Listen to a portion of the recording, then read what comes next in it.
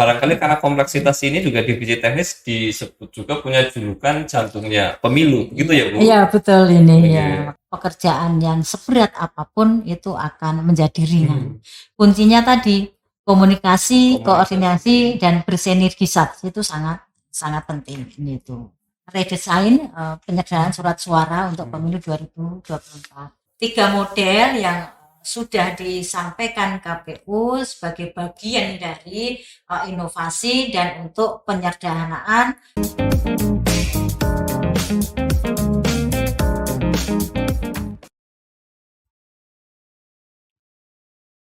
Assalamualaikum warahmatullahi wabarakatuh.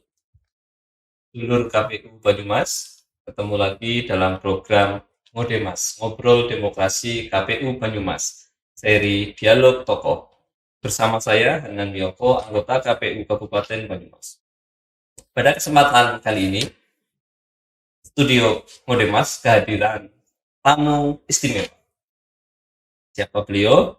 Beliau adalah Dr. Anda Putnawati MSI, anggota KPU Provinsi Jawa Tengah, Divisi Teknis Penyelenggaraan. Dan siapa beliau? Apa kabar Bu Putnawati, Bu Put? Alhamdulillah baik Mas. Assalamualaikum warahmatullahi wabarakatuh. Waalaikumsalam. Terima kasih Bu Puput sudah hadir ke studio Ngodemas jauh-jauh dari Semarang. Jadi Ibu Putnawati atau biasa disapa Ibu Puput ini dalam rangka kunjungan kerja ke KPU Kabupaten Banyumas. Di sela-sela kesibukan beliau pada hari ini berkenan hadir di studio Ngodemas untuk berbincang seputar hal teknis dalam penyelenggaraan pemilu 2024. Kita mulai Bu. Ya. Barangkali maskernya. Oh gitu. Oke. Silakan Bu Puput barangkali perkenalan dulu kepada sedulur KPU Banyumas. Ya terima kasih. Assalamualaikum warahmatullahi wabarakatuh. Halo para sedulur KPU Banyumas. Selamat pagi. Salam sejahtera untuk kita semua. Salam sehat dan bahagia selalu. Matur suwun, ini ada waktu di KPU Banyumas menyapa para sedulur KPU Banyumas pada pagi hari ini. Begitu Mas, salam menyapa saya. Barangkali bisa Bu perkenalan Ibu apa nama lengkap terus alamat dan sebagainya gitu. Karena ini kesempatan yang langka bagi pemirsa channel YouTube maupun akun Spotify-nya. Oke, terima kasih Mas. Tak kenal maka tak sayang gitu ya. Nanti setelah saya mengenalkan diri maka tentunya akan sayang pada saya, khususnya pada KPU, baik itu KPU Provinsi Jawa Tengah, KPU Banyumas maupun KPU di seluruh Jawa Tengah ini. Jadi nama saya itu, bapak saya mengasih nama itu Putnawati, tapi biar keren gitu ya. Terus ben koyo artis gitu, terkenal, mudah dikenal itu akhirnya panggilannya Puput. Saya aslinya Blora. Oh, Blora. Kecantol wong Solo Tigo. Terus menetap di Salatiga sejak 87 karena kuliah saya itu di YIN Wali Songo Salatiga itu tahun 1987. Mungkin Mas Hanan belum lahir itu jangan-jangan itu. Baru 2 tahun. Oh, baru 2 tahun. Masih ingusan ini. Oh gitu. Aktivitas kepemilihan Bu, barangkali sebelumnya jadi ceritakan di mana saja. Jadi sebelum saya di KPU Provinsi, alhamdulillah itu sejak 2008 saya ini dipercaya oleh KPU menjabat sebagai anggota KPU periode 2008 sampai 2013. Terus melanjutkan di Salatiga ya Bu? Ya di Salatiga, melanjutkan perjuangan di 2013 sampai 2018 itu sebagai ketua KPU Kota Salatiga. Terus 2018 sampai nanti 2023 insya Allah itu menjadi divisi teknis penyelenggaraan di KPU Provinsi Jawa Tengah. Mohon doanya semoga kami bisa melaksanakan amanah ini dengan baik dan benar. Amin. Itu Mas Sena. Begitu sedulur KPU Banyumas tadi sudah disimak sekelumit tentang biodata narasumber Ibu Puput. Jadi beliau sebelumnya menjabat anggota KPU di Kabupaten Solo Tigo, KPU Kota Solo Tigo tahun 2008 sampai 2013, lalu menjabat sebagai Ketua KPU Kota Solo Tigo periode 2013 dan sampai 2018. Lalu saat ini mulai periode 2018 sampai 2023 di KPU Provinsi Jawa Tengah. Cukup panjang. Ibu Puput kan menjabat di divisi teknis, barangkali diceritakan hal apa sih yang menjadi tanggung jawab utama divisi teknis di KPU Jawa Tengah? Oke, jadi kan divisi teknis itu sesuai PKPU nomor 8 dan perubahannya ini pekerjaannya memang tupoksinya itu sangat kompleks, sangat luas dan itu tanggung jawabnya besar karena mulai dari untuk pemilu 2024 nanti mulai dari pendaftaran, verifikasi dan penetapan partai politik peserta pemilu. Insya Allah tahun depan sudah dimulai. Pencalonan juga di teknis. Ya, di teknis.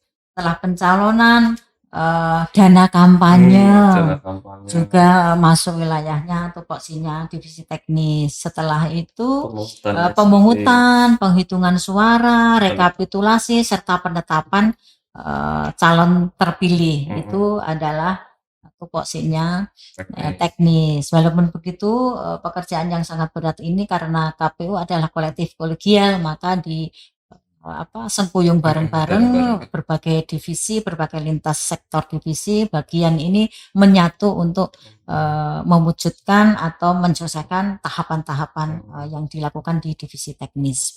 Cukup kompleks ya Bu. Begitu tadi kita mengetahui bahwa dari awal tahapan ada pendaftaran, verifikasi partai yang kemarin ada di divisi hukum, saat ini pindah ke divisi teknis, juga ada dana kampanye yang semula di divisi hukum masuk juga di divisi teknis. Artinya cukup kompleks. Barangkali karena kompleksitas ini juga divisi teknis disebut juga punya julukan jantungnya pemilu, gitu ya Bu? Iya betul ini ya. Makanya jantung ini bagaimana biar bisa berdebar dengan normal. Itu memang harus bekerja dengan all out itu. Tanggung jawab dan harus berkolaborasi, bersinergi dengan berbagai bagian dan juga dengan eksternal. Ini adalah kunci suksesnya penyelenggaraan pemilu maupun pemilihan.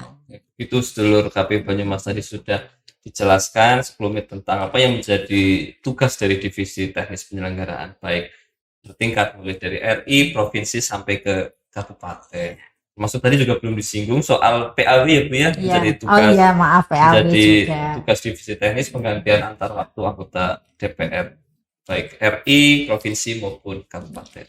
Ibu, kita masuk ke pemilu 2024. Dari kacamata divisi teknis, menurut Ibu bagaimana sih penyelenggaraan pemilu 2024 yang akan datang ketika pemilu dan pemilihan dijadikan dalam 1 tahun? Apakah ada hal-hal yang dalam kacamata pandangan Ibu rumit dan butuh istilahnya kesiapan kerja keras? Kira-kira bagaimana Bu? Ya tentunya ini kan pemilu 2024 ini kan pemilu dan pemilihan serentak secara nasional kan di awal baru pertama kali lah ya nanti untuk pemilu 2024 sama pemilihan 2024 kan itu ini baru pertama kali yang dilakukan di dalam 1 tahun melakukan penyelenggaraan pemilu maupun pemilihan 2024. Namun begitu KPU harus tetap bekerja, harus tetap siap secara mental, fisik itu terkait dengan tugas-tugas dan kewajiban kewenangan di dalam penyelenggaraan pemilu maupun pemilihan. Tentunya ketika itu dikatakan rumit iya, tapi karena itu sudah menjadi tanggung jawab selaku penyelenggara pemilu, sumpah dan janjinya, saya yakin ketika nanti mampu bekerja sama dengan internal maupun eksternal, pekerjaan yang seberat apapun itu akan menjadi ringan. Kuncinya tadi komunikasi, koordinasi dan bersinergisasi itu sangat penting itu. Nah kita ketahui bersama ya RDP di 16 September 2024 21 kemarin ya. Ini kan hasil konsinyering yang beberapa bulan lalu itu sudah mengerucut penyelenggaraan pemilunya ya 21 Februari 2024, untuk pemilihannya 27 November 2024, namun hasil RDP di tanggal 16 September kemarin ini masih belum ada titik temu gitu, masih ada masih belum ada kesepakatan terhadap penyelenggaraan pemilu di 2024, dan KPU masih diberi waktu untuk menyusun, mengkaji terhadap tahapan penyelenggaraan untuk pemilu 2024, dan berbagai pihak antara Bawaslu, DKPP, Komisi 2, pemerintah ini juga akan mengkaji bersama-sama mana yang terbaik terkait nanti tanggal dan bulan penyelenggaraan pemilu di 2024. Oke, terima kasih Bu Puput. Jadi begitu sedulur KPU Banyumas, tadi sudah disampaikan pemilu 2024 barangkali bisa dikatakan rumit ya Bu, tapi bagi para penyelenggara maupun pada stakeholder, Bu Putnawati, Bu Puput menyampaikan 3 titik kunci ini. Pertama, komunikasi, koordinasi, lalu sinergi dengan stakeholder. Jadi tugas dan tanggung jawab mensukseskan pemilu insya Allah bisa tertangani dengan baik. Itu tadi kunci yang pertama. Lalu yang kedua, bahwa soal pelaksanaan pemilu 2024 hingga hari ini belum ada kepastian ya Bu, tanggal waktu pelaksanaannya. Seperti disampaikan, tanggal 16 September kemarin, seluruh KPU Banyumas ada rapat dengar pendapat di DPR RI dan belum ada titik temu.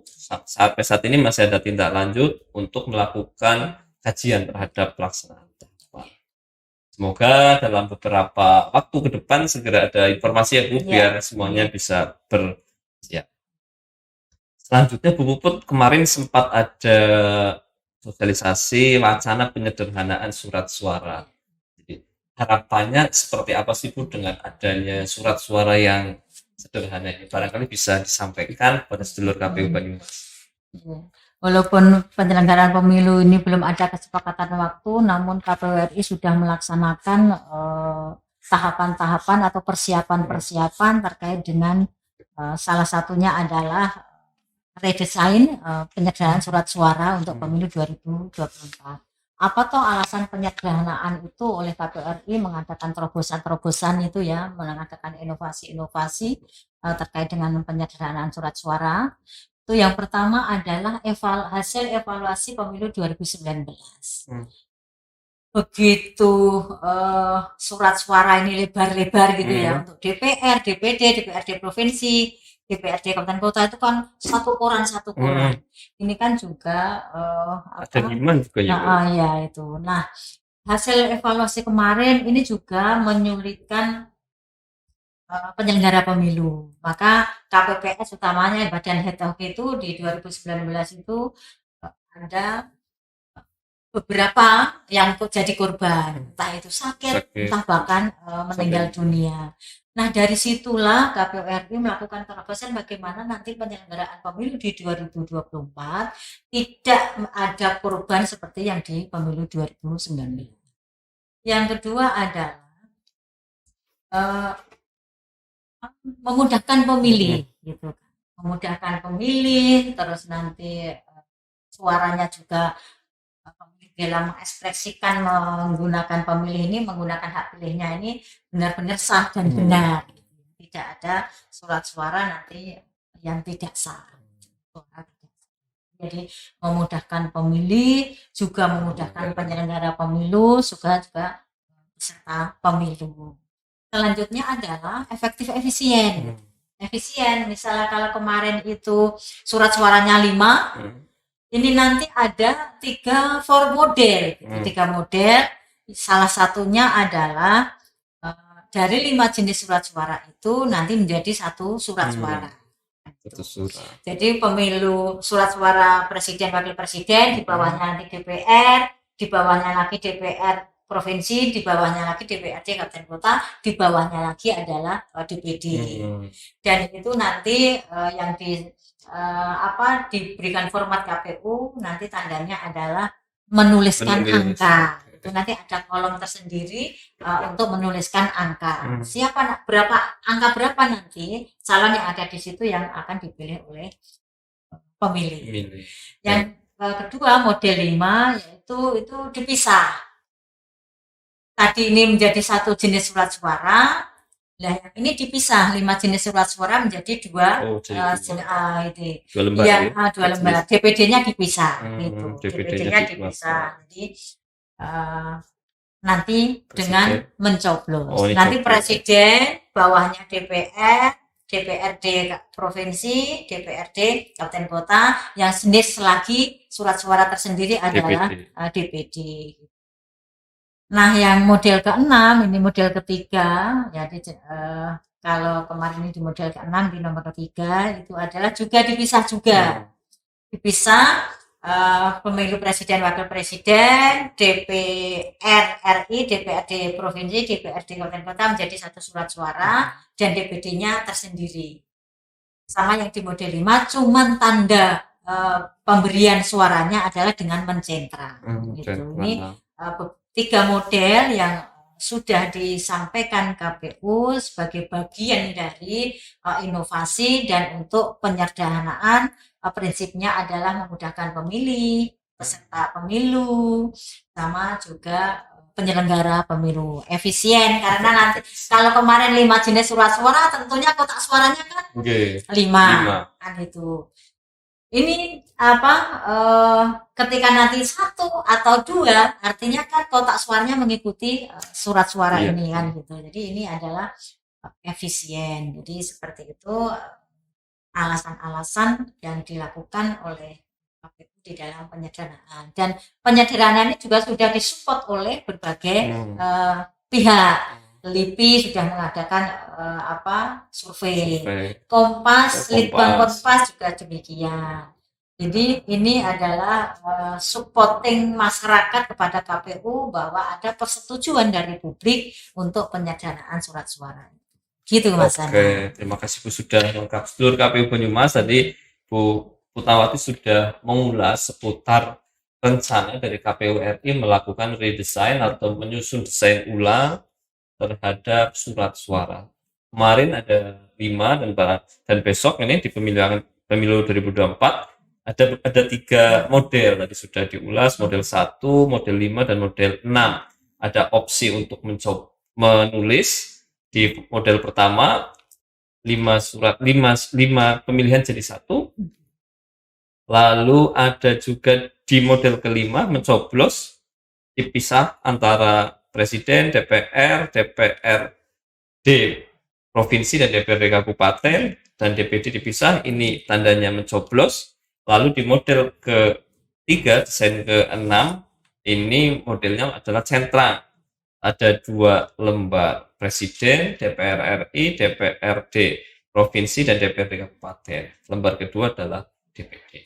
Untuk pastiannya kita menunggu ya Bu. Iya, ini kan masih dalam kajian dan analisis oleh tim KPU RI, dan masyarakat diajak berpartisipasi aktif.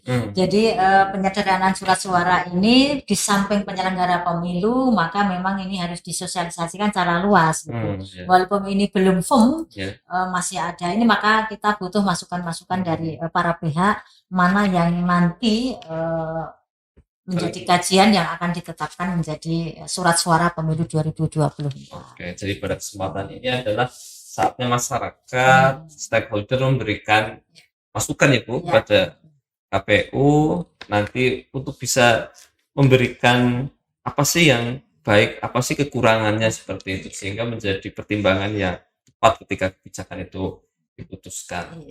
Oke Ibu, selanjutnya Ibu, ini kan juga kita akan menyelenggarakan pemilihan pada tahun 2024. Sejauh ini kesiapan KPU di Jawa Tengah, kabupaten kota sampai tahap apa ya Bu? Ini yang untuk persiapan pemilihan 2024, ini untuk teman-teman KPU Kabupaten Kota se-Jawa Tengah, ini adalah koordinasi dengan pemerintah daerah di dalam hal membahas anggaran gitu ya, karena untuk pemilihan ini kan anggaran dibebankan kepada APBD pemerintah daerah masing-masing gitu. Jadi kita masih koordinasi baik itu KPU provinsi ke Pemprov, kabupaten kota dengan pemerintah daerah masing-masing. Ini dalam proses membahas anggaran untuk penyiapan pemilihan di 2024, termasuk Kabupaten Banyumas itu ya. Kemarin saya dengar katanya sudah didok oleh pemerintah daerah itu 60 miliar. Padahal kebutuhannya 80 gitu ya. Sekitar 90. Ya mudah-mudahan nanti mendengar podcast ini langsung ditambah 20. Wow, ini KPU provinsi kemarin udah ini ya, udah bilang ketuanya udah bilang KPU provinsi 80, kok kita ngedoknya 60, wah tambahin lagi 20 gitu. Mudah-mudahan Pak Bupati sama Ketua DPRD sama Komisi A-nya langsung nambahin 20 miliar. Siap-siap, amin Bu. Ya, jadi terima kasih Sedulur KPU Banyumas bahwa disampaikan tadi saat ini masih dalam tahap koordinasi antar KPU dengan pemerintah kabupaten serta dengan lembaga legislatif. Tadi tahapannya sama nih, saat ini semuanya masih menyusun anggaran sama menyusun perda ini untuk dana cadangan. Saat ini prosesnya sudah untuk KPU Banyumas, Sedulur KPU sudah terlampaui, kita sudah diundang rapat dengan Pemkab maupun DPRD serta dengan penyusunan anggaran. Seperti disampaikan tadi, kebutuhan KPU 90 M, tapi baru sepakati bersama adalah 60 miliar. Tidak terasa waktu cepat berlalu ya Bu. Lagi ya. Jadi gini, prinsip anggaran itu kan cukup dan tercukupi. Ini prinsip penganggaran. Jadi harus cukup dan tercukupi. Jangan yang dicukup-cukupkan, tapi betul-betul tercukupi dari seluruh tahapan sampai selesai. Oke, Bu Puput, ini di akhir segmen Ibu bisa menyampaikan kalimat penutup atau closing statement-nya. Silakan. Ya. Oke, terima kasih ini Sedulur KPU Banyumas bahwa KPU ini tidak bisa bekerja sendiri di dalam mewujudkan, mensukseskan penyelenggaraan pemilu maupun pemilihan secara berjurdil, berkualitas maupun bermartabat. Maka support dari seluruh pihak, baik itu pemerintah, peserta pemilu, peserta pemilihan, masyarakat atau pemilih, ini monggo kita bareng-bareng mewujudkan penyelenggaraan pemilu maupun pemilihan di 2024 ini sesuai harapan kita, lebih berjurdil, bermartabat dan berintegritas. Dan ini juga diperlukan juga SDM penyelenggara pemilu yang berintegritas. Atur suwun Mas. Demikian Sedulur KPU Banyumas sudah menyimak perbincangan kami dengan narasumber Dr. Anda Putnawati MSI, anggota KPU Provinsi Jawa Tengah, Divisi Teknis Penyelenggaraan. Terima kasih Bu Puput atas waktu dan kesempatannya. Terima kasih kepada para pemirsa dimanapun berada. Saya selaku pembawa acara mengucapkan terima kasih dan mohon maaf apabila ada kesalahan. Kita akhiri. Wassalamualaikum warahmatullahi wabarakatuh. Waalaikumsalam. Terima kasih Bu. Sedulur KPU Banyumas, jangan lupa follow akun media sosial KPU Banyumas ya. Di mana itu? Di Instagram, di TikTok, di Spotify, ada di Facebook dan juga di Twitter KPU Banyumas. Di mana channel YouTube KPU Banyumas. Jangan lupa subscribe di channel YouTube KPU Banyumas. Terima kasih.